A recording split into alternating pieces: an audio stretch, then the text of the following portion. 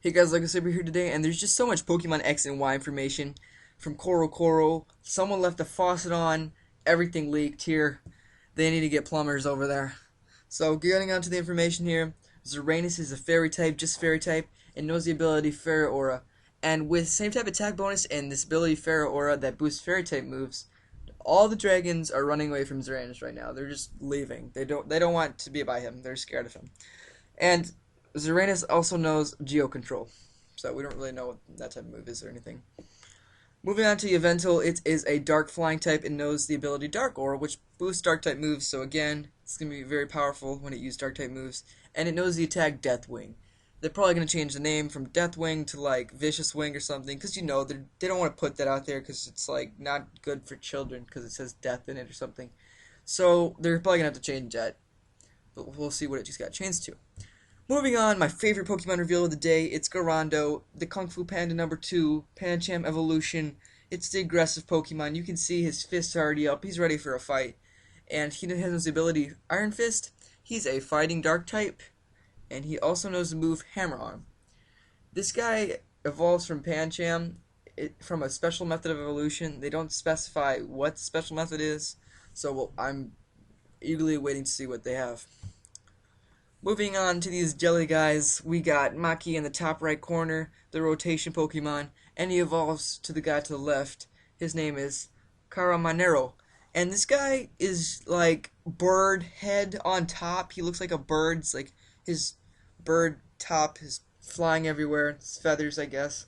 And then the bottom really looks like a jellyfish that's standing. It's just arms just everywhere. It's just a really kind of a weird look. I don't know, just my opinion here. It knows the move Hypnosis. It's the reversal Pokemon. And both these are dark psychic types, which another interesting type of Pokemon X and Y. Like I said, there's just so many interesting types. It's going to be cool to see what the competitive people or community does with all these new types and what they think about it. So, both of them either know the ability Suction Cup or Contrary. At the bottom of this page, you can see a Honedge, and they reveal that Honedge has the ability No Guard, which a lot of people want to levitate, and it would have been an awesome ability, but it would have been kind of overpowered.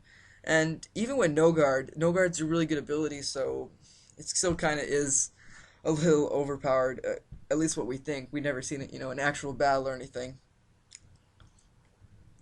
Moving on, we get to see the next Pokemon, which is Sheshup, which is a fairy type. And it's knows the move Aromatherapy, and it's the perfume Pokemon, and it just looks all fancy and chichi foo-foo. It's kind of like its name, Chichi. I don't know. So I'm thinking like with Ash and the Anna and stuff, there's gonna be an episode and just like all the girls are just gonna want a Sheshup. I don't know. I think this Sheshup is like girly and stuff. Obviously, you can tell. So it's kind of like a little bird, except it's like a fluff ball, and it probably can't even fly. I don't know. So it's a Y exclusive, and along with Skrelp at the bottom, you can see there's a Skrelp below it. That's also a Y exclusive that they revealed. And below that, you can see some guys in red and the professor to the right, the guy in the lab coat. So let's zoom in on that.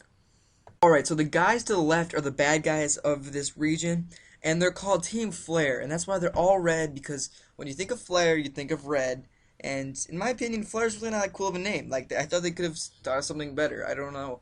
Maybe it'll stick in my head later as evil, but for now, it's just kind of not that cool. And their whole purpose is to make money, which really isn't that cool either, because other guys are, like, trying to, like, kidnap Pokemon and take over the world and convincing your Pokemon are just you're like making them be like slaves and they don't want to do this and that's cruel and it's just saving the world's way cooler. Like you're like, oh my god, I need to go save the world right now. Let's go fight this guy. I got this. You feel obligated to the world because you're so immersed in it. But from what I hear, just making money, like that doesn't sound as exciting. Of course, all I know is that they want to do is make money, so I can't really judge them too much. So moving on to the professor to the right, it's Professor P, I say Professor P because I don't know how to say his name. It's like Paratokana. I don't know, but supposedly he'll battle you. There's two things that come to my mind. The first battle is kind of like just like in the beginning, and they're like, okay, this is how you use a Pokemon. You send him out with a Pokeball, then you attack, like something like that. Or just kind of like in the middle of the game, just being like, how you doing? Okay, and then just like easy battle. But what I want to see from this is maybe consistent battles throughout the game would be nice. But what I really want to see is that after you beat the Elite Four and you finish the champion, you're just like, okay, I got this. And then like suddenly afterward, Professor just like, hey, I challenge you. And then like you guys have this epic final duel of awesomeness at the end of the game. That'd just be great. Or like have it like after you complete like several things, have it like available. Like you go on top of a mountain and he's like there, kind of like how Red was in Heart Gold. And he's like, "Oh, I'm researching. Hey, let's battle." And then have like an epic mountain battle. Something like that. That would just be awesome.